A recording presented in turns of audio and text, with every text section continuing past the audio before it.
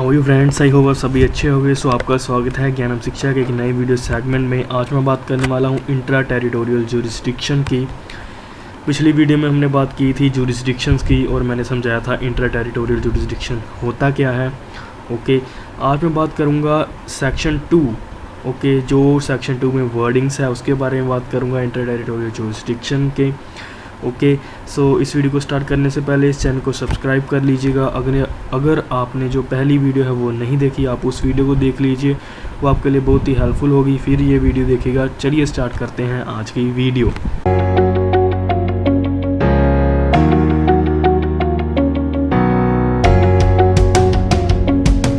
Indian penal code 1860 में jurisdiction का concept था, मैंने पिछली वीडियो में क्लियर कर दिया था। आज मैं बात करने वाला हूँ इंट्रा टेरिटोरियल ज्यूरिसडिक्शन की स्टेप बाय स्टेप एंड जो कोड की डेफिनेशन है उसके बारे में। सेक्शन 2 क्या कहता है? Punishment of offence committed with in the India. Okay, सज़ा जो जितने भी ऑफेंस कमिटेड हुए होंगे इंडिया में, इंडिया की टेरिटरी में, इंडिया की हद में, उसको हम इंडिया में पनिश करेंगे। उस पर्सन को हम इंडिया में पनिश करेंगे। जो पर्सन जो होगा, जिस पर्सन ने इंडिया की हद में रहकर ऑफेंस कमिट किया गया होगा, चाहे वो फॉरेन पर्सन हो, चाहे वो इंडिया का रेजिडेंस हो, चाहे वो इंडिया का रेजिडेंस ना हो। ये सेक्शन 2 बस इतना ही कहता है, कोई भी पर्सन हो, चाहे वो इंडिया का हो, चाहे वो बाहर का हो, अगर वो ऑफेंस कमिट करता है, अगर कोई क्राइम करता है, अगर कोई जुर्म करता है इंडिया की टेरिटरी में, तो उसके ऊपर इंडियन पिनल कोड लगेगी। उसको इंडिया की कोर्ट में चार्ज किया जाएगा।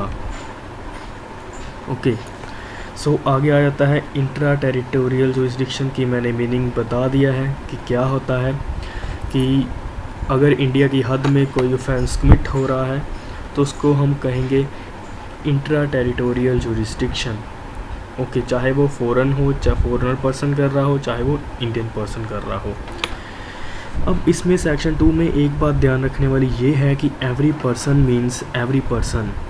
ओके, कोई भी इंसान हो, चाहे वो बाहर का हो, चाहे वो इंडिया का हो, चाहे वो सिटीज़न हो, चाहे वो नॉन सिटीज़न ऑफ इंडिया हो, उसको हम एज ए एवरी पर्सन ही मानेंगे। और उसके अगर कोई ऑफेंस कमिट करता है विद इन द इंडिया, उसको हम इंटर टेरिटोरियल ज्यूरिसडिक्शन में सेक्शन 2 में चार्ज करेंगे। Okay, some people are exempted by the IPC। कुछ ऐसे पर्सन हैं जो कि सेक्शन 2 की डेफिनेशन में नहीं आते। इसमें लिखा है एवरी पर्सन, हर एक पर्सन आ रहा है इस डेफिनेशन में, लेकिन IPC कुछ पर्सन को एग्जम्प्ट करती है। कुछ एक्सेप्शन है सेक्शन 2 की, आप ये मान लीजिए। सेक्शन 2 की एक्सेप्शंस क्या हैं? कुछ ऐसे पर्सन हैं जिनके ऊपर IPC नहीं लगती। वो कौन कौन से हैं मैं आपको मेनली थोड़े से बता देता हूँ। Like president of India, governor of state. Okay, इनके ऊपर IPC नहीं लगती जब तक ये अपना ऑफिस होल्ड करके रखा हो इन्होंने। जब तक ये अपने ऑफिस में हैं, लाइक जब तक ये रिटायर नहीं हो जाते, तब तक इनके ऊपर IPC लगकर इनको चार्ज नहीं किया जा सकता। इस गवर्नर ऑफ स्टेट और प्रेसिडेंट ऑफ इंडिया को ये कहाँ पे लिखा है? ये लिखा है article 361 of Indian constitution. Constitution के प्रोविज़न से इनको एग्जम्प्ट किया गया है IPC में। ओके, आगे आते हैं जजिस ऑफ सुप्रीम कोर्ट और हाई कोर्ट। इनको भी इनके ड्यू ऑफ कोर्स, इनके जो ड्यूटी, इनकी जो पोस्ट, इनके जो ऑफिस जब तक ये होल्ड कर रहे हैं तब तक इनके ऊपर चार्ज नहीं होगा कोई भी ऑफेंस। ओके, इनके ऊपर कोई भी ऑफेंस चार्ज नहीं होगा। जजिस पे भी ऑफेंस चार्ज नहीं होगा। जजिस पे भी जो है इंडियन पिनल कोड नहीं लगेगी जब तक वो अपने ऑफिस को होल्ड कर उन्होंने रखा हुआ है। ऐसे ही जब वो रिटायर हो गए तब उनके ऊपर IPC लग सकती है। पीछे एक केस आया था एक जज ने कोई ऑफेंस कमिट किया था, उनको तब तक उसकी सज़ा नहीं मिली थी जब तक उन्होंने अपना ऑफिस होल्ड करके रखा हुआ था। जब वो रिटायर हो गए थे उसके बाद उनको जेल में भेज दिया गया था उनके ऑफेंस के लिए। ओके, लेकिन जब तक वो जज हैं, वो अपनी चेयर पे बैठे हैं, वो अपने ऑफिस में बैठे हैं, वो अपना ऑफिस होल्ड करके रखे हुए हैं। लाइक ऐसा नहीं है कि सुबह गए अपनी चेयर पे बैठे, शाम को हम उनको जेल में डाल सकते हैं। ऐसा नहीं हो सकता। जब तक उनकी जो रिटायरमेंट नहीं आ जाती तब तक उनके ऊपर कोई भी ऑफेंस कमिट नहीं होगा और IPC नहीं लगेगी।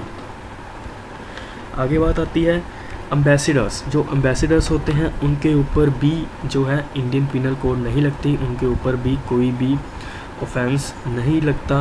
ओके, आगे आता है एलियन एनिमीज़। एलियन एनिमीज़ मतलब होता है दुश्मन, जो वॉर के वक्त जो आर्मी होती है दूसरे देश की, वो अगर इंडिया में आ जाती है with the permission of Indian government, तब उनके ऊपर चार्ज नहीं होगा, आईपीसी नहीं लगेगी। कॉरपोरेशन से मीन्स क्या है? कॉरपोरेशन मीन्स होता है non natural bodies. For example natural person नहीं है कोई बंदा, तो वो होते हैं कॉरपोरेशन। लाइक कोई कंपनी है, कंपनी के ऊपर केस फाइल नहीं हो सकता, क्रिमिनल केस फाइल नहीं हो सकता कंपनी के ऊपर। कंपनी के ऊपर सिविल केस फाइल होता है, कंपनी को सज़ा नहीं मिल सकती। ओके, कंपनी को सज़ा नहीं मिल सकती। हाँ, उसके जो डायरेक्टर हैं अगर उन्होंने कोई फ्रॉड किया है तो उनके ऊपर केस हो सकता है, लेकिन कंपनी के ऊपर क्रिमिनल केस नहीं हो सकता। वो नेचुरल बॉडी नहीं होती, वो जुरिस्डिक्शन पर्सन होते हैं उन पे ऊपर भी जो है इंडियन पिनल कोड नहीं लगती, कंपनी के ऊपर भी इंडियन पिनल कोड नहीं लगती, कॉरपोरेशंस के ऊपर भी इंडियन पिनल कोड नहीं लगती, क्योंकि वो एक नेचुरल पर्सन नहीं है। आईपीसी उनके ऊपर ही लगती है जो कि नेचुरल पर्सन हो, उनके ऊपर आईपीसी लगती है। Master for the act of A servant. कोई भी ऐसा मास्टर है, ओके, उसका कोई सर्वेंट है, अगर वो कोई ऑफेंस कमिट करता है तो जिसको मास्टर ने परमिशन नहीं दी गई करने के लिए, अगर वो ऑफेंस कमिट करता है तो वो सर्वेंट अपनी ऑफेंस के लिए खुद ही लायबल होगा, मास्टर उसके ऑफेंस के लिए लायबल नहीं होगा। लेकिन जो विकेरियस लाइबिलिटी का कॉन्सेप्ट था उसमें ये था कि अगर सर्वेंट कोई ऑफेंस कमिट करता है मास्टर के कोर्स में, मास्टर की ड्यूटी में, मास्टर जब तक उसकी एम्प्लॉयमेंट चल रही है तब तक वो ऑफेंस कमिट करता है सर्वेंट मास्टर की देख रेख में। ओके, तब क्या होता था, तब जो मास्टर लायबल होता था सर्वेंट के एक्ट के लिए। लेकिन इसमें आईपीसी तब नहीं लगेगी जब मास्टर ने उसको काम करने के लिए नहीं कहा, लेकिन वो अपनी मर्जी से काम कर रहा है। ओके, तब सर्वेंट अपने आप के लिए खुद लायबल होगा। फॉर एग्ज़ाम्पल कि सुबह सर्वेंट आया, उसने कुछ बहाना लगाया कि मैं होकर आता हूँ, बाज़ार होकर आता हूँ, वो क्या गया, वो बाहर गया और उसने एक मर्डर करके फिर वापस आ गया। ओके, सो इसमें मास्टर को चार्ज नहीं किया जाएगा क्योंकि मास्टर ने उसको मर्डर करने के लिए नहीं कहा था। ओके, आई होप आपको समझ लग गई होगी। बस यही है सेक्शन 2 इंट्रा टेरिटोरियल जुरिस्डिक्शन। अगर आपको इससे रिलेटेड कोई भी डाउट है आप प्लीज़ को कमेंट बॉक्स कमेंट करिए, मैं आपका आंसर ज़रूर दूंगा। अगर आपको ये वीडियो अच्छी लगी इस चैनल को सब्सक्राइब करिएगा। Thank you so much guys for watching, subscribe for more videos.